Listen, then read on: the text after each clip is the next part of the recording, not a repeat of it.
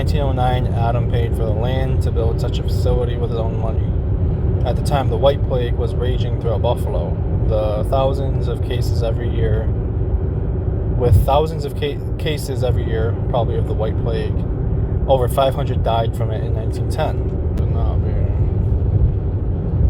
Jane Addams was used as a tubercular hospital until 1960,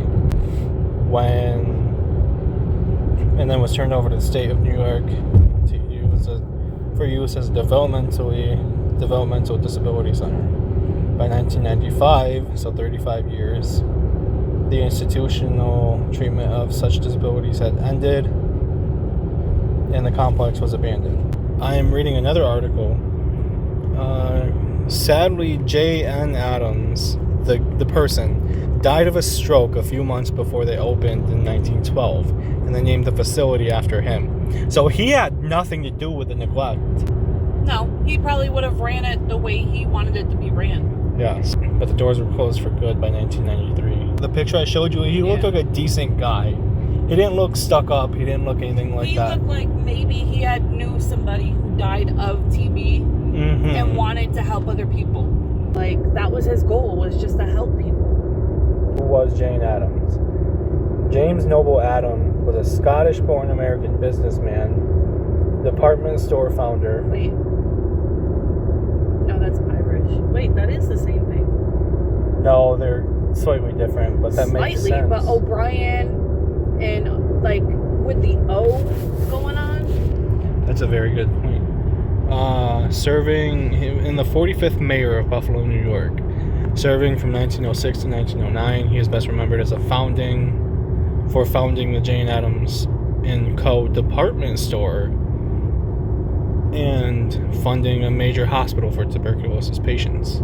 Mayor James Noble Adam, for whom the hospital is named, purchased a 293-acre site and donated it to the city. At the time of the purchase, there was one small building on the property, Tipperary, the original sanitarium. Tipperary was started in 1903 in a shack after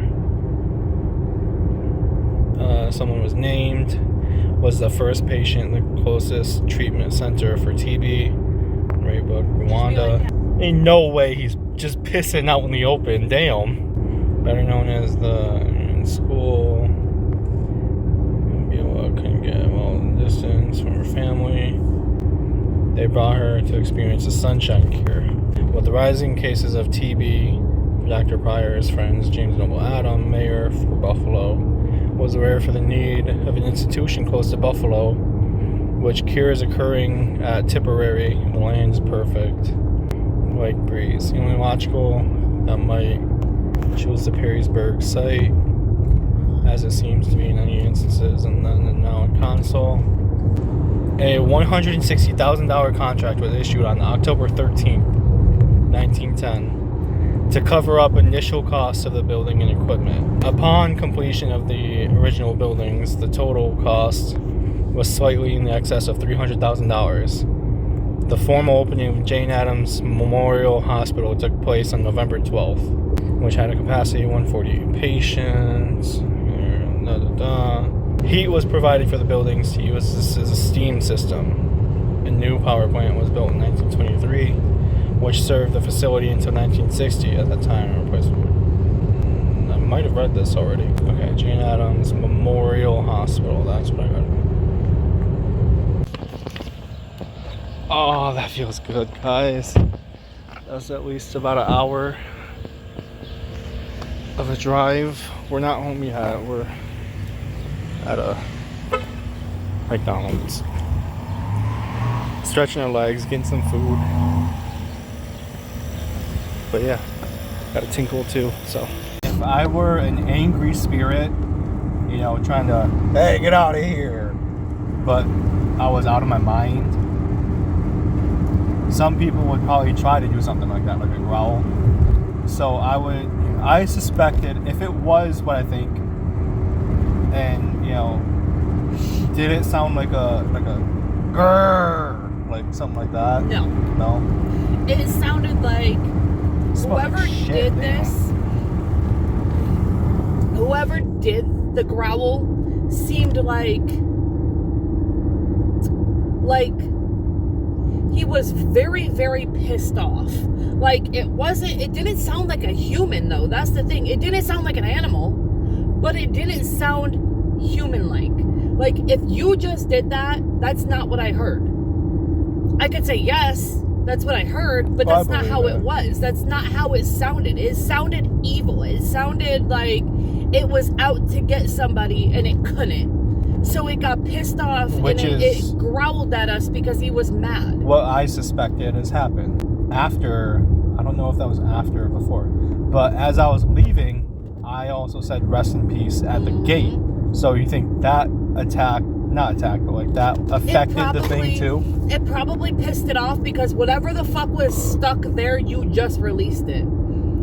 Because if you think about it, you just said that saying rest in peace releases those spirits to force them to find a different way of going. So you doing that pissed it off, and I'm the only one who heard it because you had the soul. You had protection against you, but for me, my protection was just being me.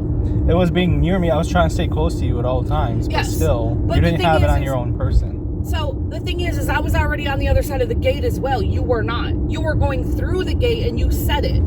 So you probably didn't hear it because it was already pissed off at you. So I feel like you saying rest in peace, you just released all of his people that he had there and he had trapped, and you just took them all away. That's not okay. So now he's there by himself with other whatever he is, whatever it is, and it doesn't like it. So now it doesn't like it at all. Now this is going to be a throwback, but what do you believe that female scream was that last time? I really believe that could have been somebody who needed help, not person-wise, but I feel like a spirit. There was spirits trapped there, and the only way, and the thing is we didn't hear them at all when we were exploring the first time. We did not hear anything while we were in there. We seen a couple shadows, we seen a couple things, whatever, but we did not hear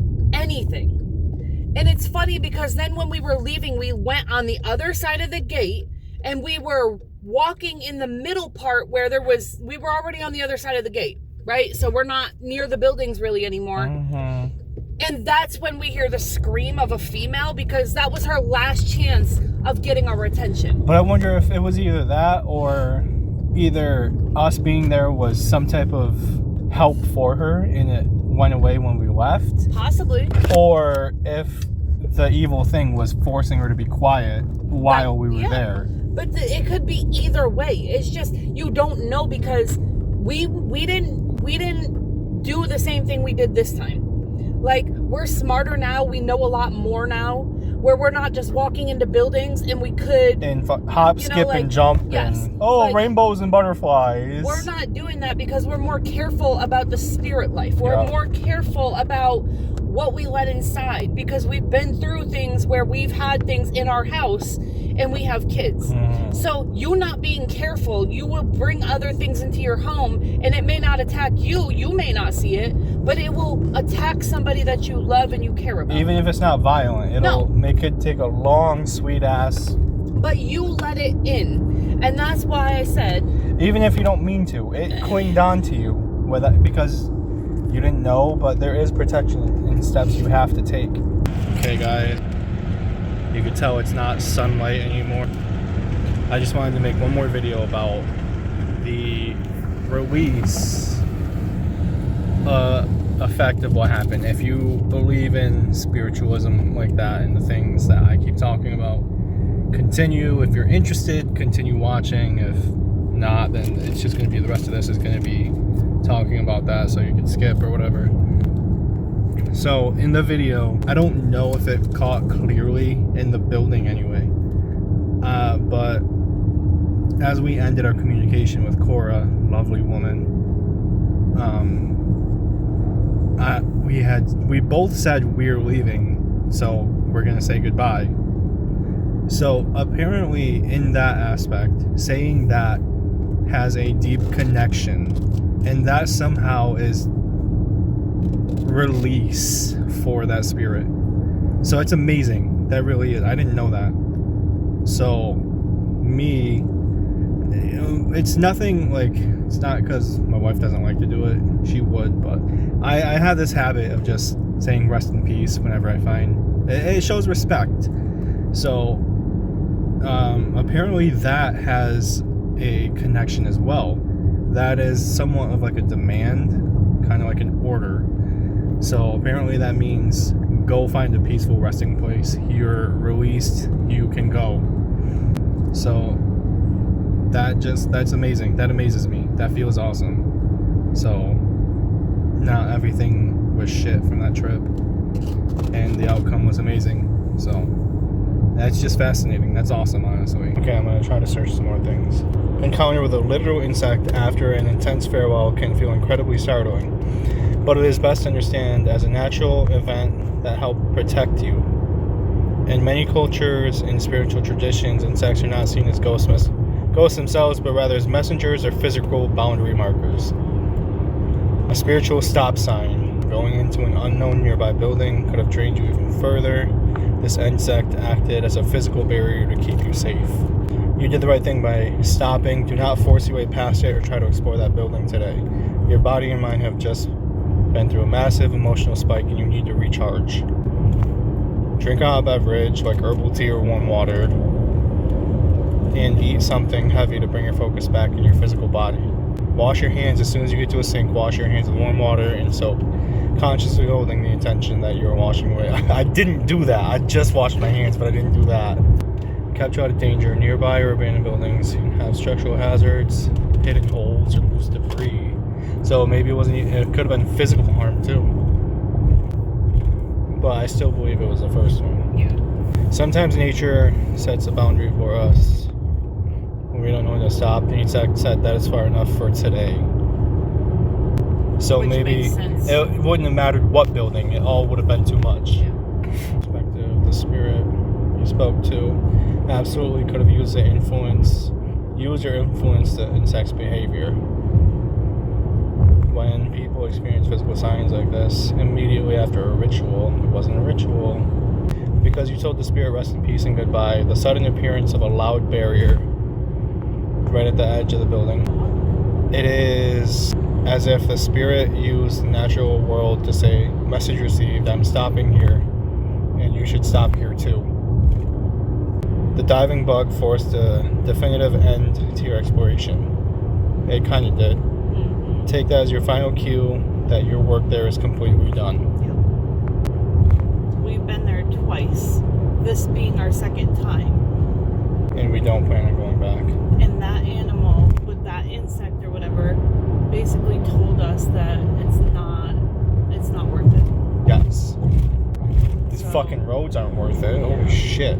It can be interpreted as a positive and protective sign. While the experience was startling, the ultimate outcome was that you were kept safe and prevented from entering a potentially hazardous space. It confirmed the goodbye. The sudden, dramatic end to your journey served as definitive exclamation point. It made it impossible for you to linger